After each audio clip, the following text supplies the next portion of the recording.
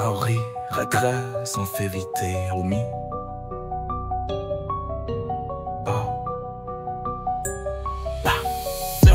J'pique une dose de DCA pour mon cerveau. Plan au carré, j'vise le ratio. Salut les costauds, bienvenue sur la chaîne Crypto Altero, ce lundi 28 avril 2025 pour une nouvelle semaine de folie. Donc aujourd'hui, une vidéo sur l'analyse unique d'Ethereum, analyse graphique en court terme, moyen terme et long terme sur le fond de la nouvelle musique Crypto Altero, donc Hodl Mental, voilà, réalisé ce week-end. Et ben c'est parti. Donc nous voici sur TradingView, donc avec la charte Ethereum USDT en weekly. Donc voilà, je vais vous proposer une analyse donc déjà dans un premier temps court terme. Donc si on zoome sur les dernières bougies réalisées, voilà, sur Ethereum. Donc on a eu la semaine dernière donc une belle semaine où la bougie a été complètement ravalée. Donc on voit qu'on est quand même sur un mouvement court terme plutôt bullish, donc très intéressant. Voilà, sur fond de volume ascendant, donc ce qui est toujours très positif.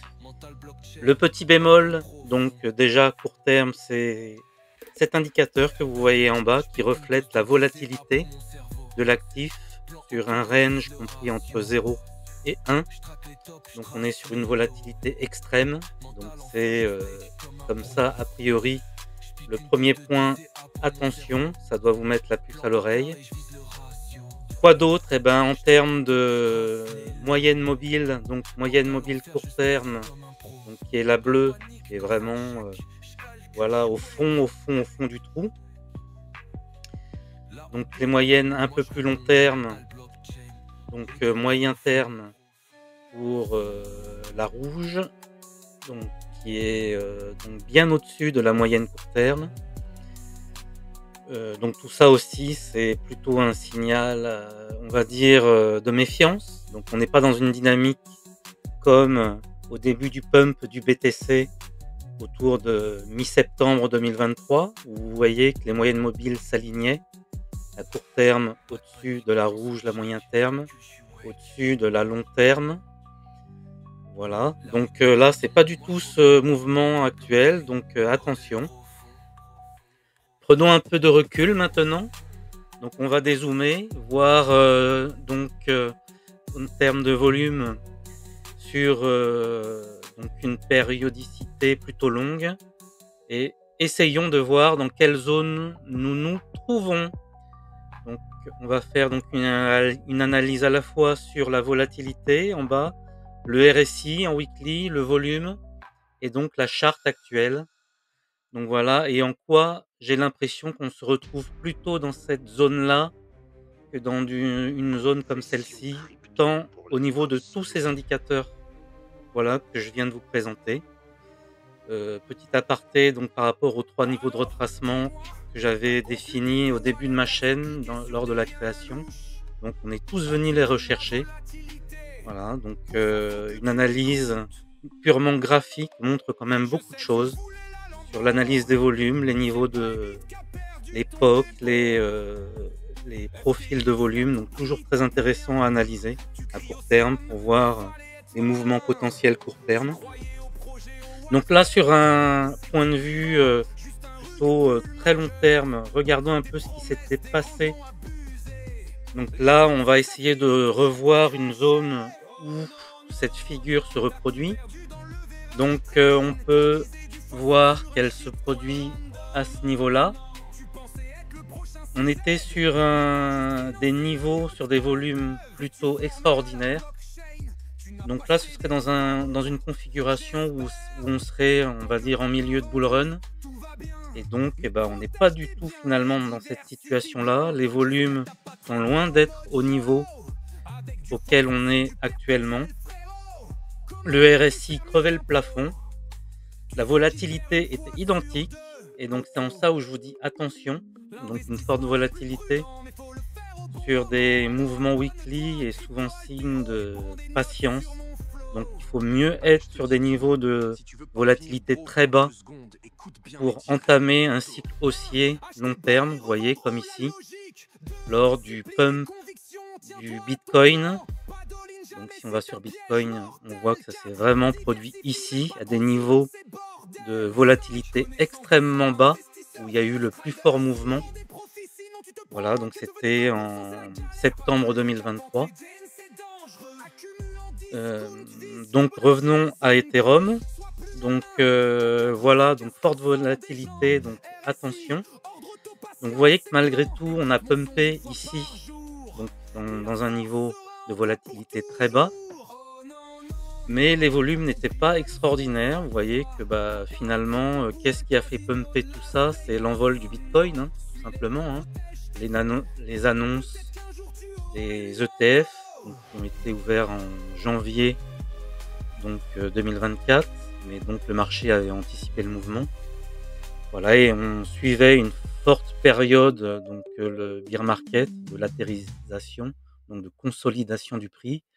Et c'est en ça où je trouve qu'on est dans une configuration quand même plus proche de celle-ci que de celle-ci, puisque ici, on est au bas. Donc vous voyez qu'en termes de RSI, on est quasiment sur les mêmes niveaux. Et donc, par contre, vous voyez que malgré les bougies court terme qui sont plutôt bullish, donc, et on peut le voir même sur la dominance de l'Ethereum qui reprend un peu du poil de la bête, effectivement. Donc là, moi, je pense plus pour éventuellement un rebond technique court terme, mais qui nous manque cette phase de consolidation où la volatilité baisse. Vous voyez par exemple là, sur ces niveaux-là, effectivement, on était resté sur des niveaux très élevés de volatilité, mais on n'était pas du tout dans la même configuration de RSI. Donc on était vraiment voilà, dans une configuration même de divergence haussière, donc avec un RSI extrêmement haut. Voilà, donc on n'est pas du tout dans cette configuration-là. Donc RSI bas, une volatilité extrême. Donc ça me fait penser exactement à ce mouvement-là. Alors on peut avoir des annonces prochaines sur Ethereum qui entament quand même toujours et encore des gros développements énormes dans son protocole.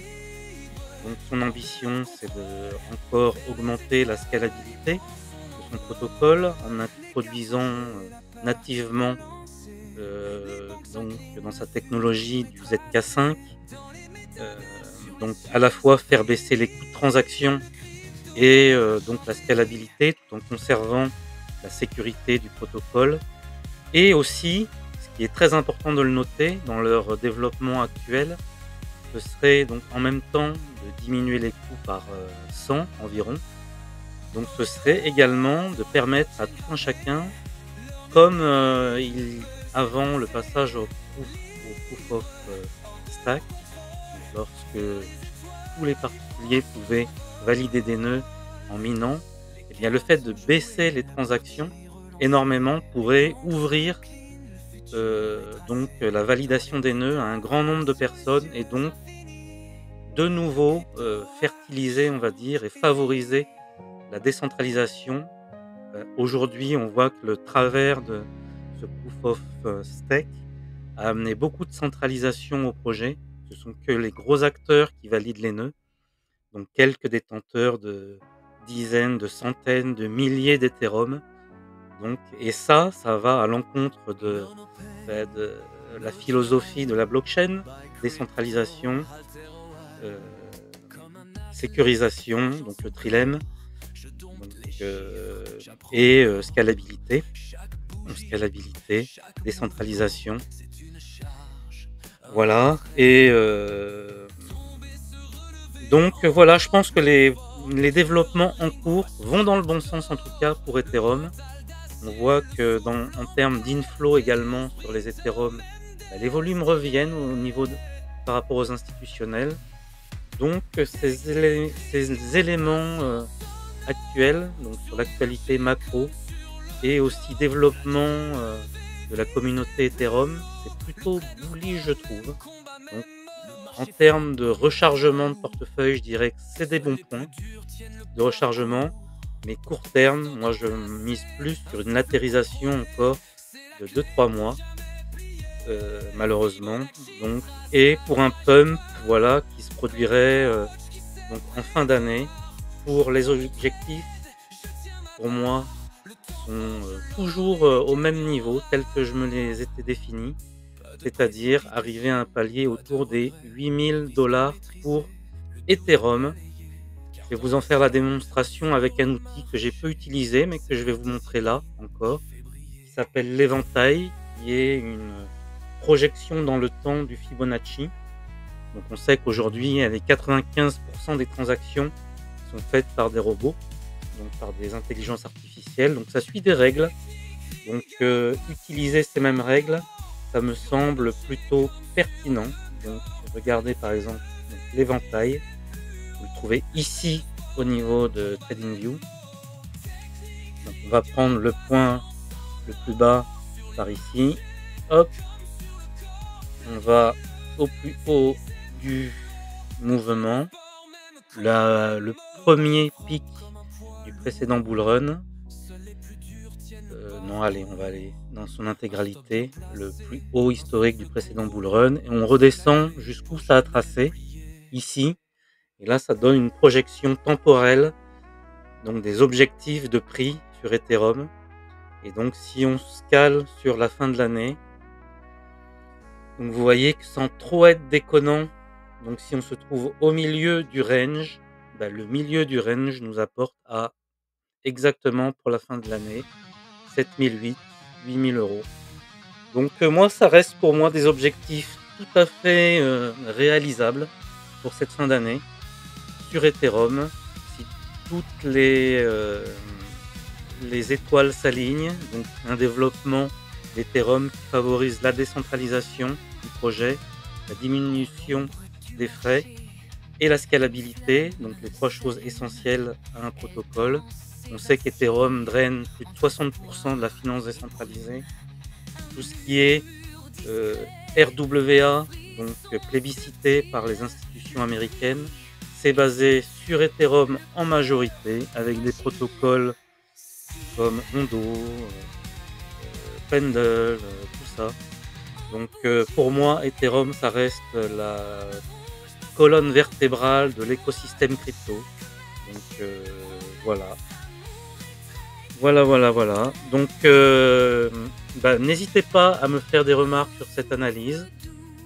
Donc toute bête, mais voilà, faut prendre du recul, je pense, et pas être sur du 1 heure, voire journalier constamment, avoir des objectifs long terme.